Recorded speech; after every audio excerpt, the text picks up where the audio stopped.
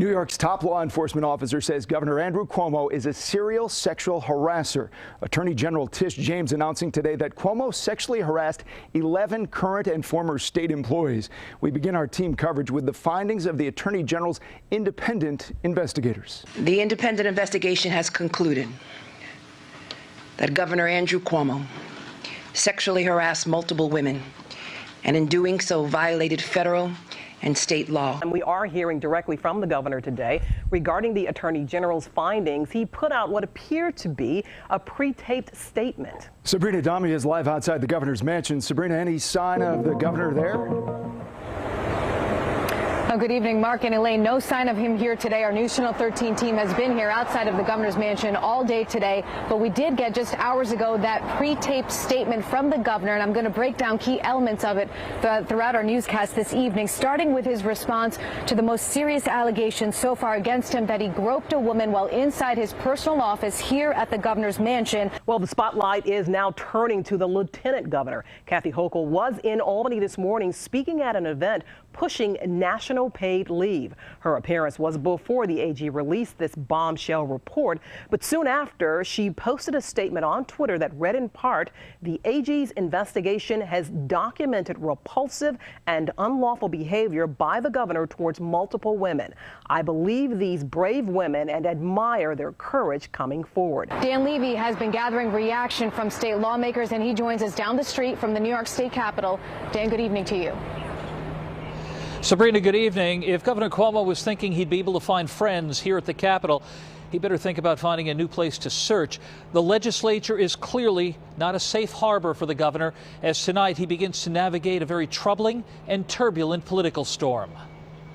Calling the Attorney General's report shocking and sobering, Senate Minority Leader Rob Ortt declared Governor Cuomo has lost all moral and political authority to lead. There is no CEO in New York State, or for that matter, I believe in America, that would still be the CEO if a report like this came out about their work environment. Kumi Tucker continues our team coverage live from the state capitol. Kumi. Mark, today we learned more specifics about this investigation and if this could lead to criminal charges. Attorney Ann Clark identified one current employee as executive assistant number 1. On November 16th, 2020, in the executive mansion, the governor hugged executive assistant number 1 and reached under her blouse to grab her breast. Clark said several times the governor inappropriately touched a state trooper assigned to his protection unit. The AG today often said the word unlawful, not criminal. What's the difference? The Attorney General wasn't tasked with finding whether or not there was criminality. That's one of the reasons she chose her words very carefully, was actually a review. What she is saying is these actions certainly violated laws pertaining to sexual harassment.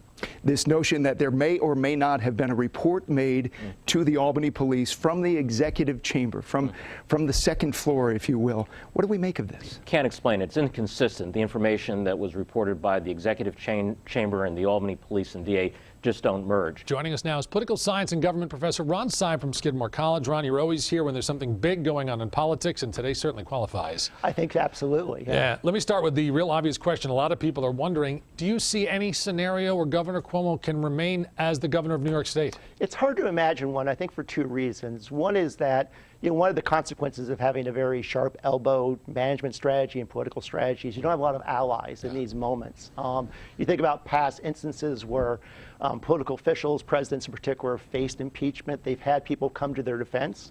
You don't see a lot of that happening today, and I think that's partly an artifact of Governor Cuomo's sort of, again, rather ruthless, as you pointed out, vindictive strategy. The governor is apologizing directly to one woman who has accused him, Charlotte Bennett. She's 25 years old. She worked in his office as an assistant.